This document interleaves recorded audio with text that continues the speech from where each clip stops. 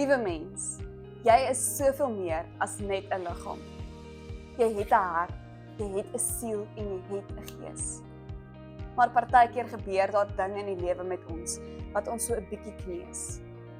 Wanneer 'n plantjie gekneus word, gebruik ons dikwels 'n stokkie om hom net so 'n bietjie reg op te hou, om 'n ekstra ondersteuning te bied. In ons lewe word pastoraat gebruik om vir ons daardie ondersteuning te bied.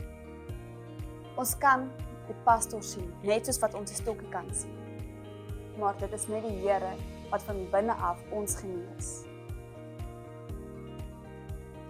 Pastorale versorging is die hart van ons geloofsgemeenskap.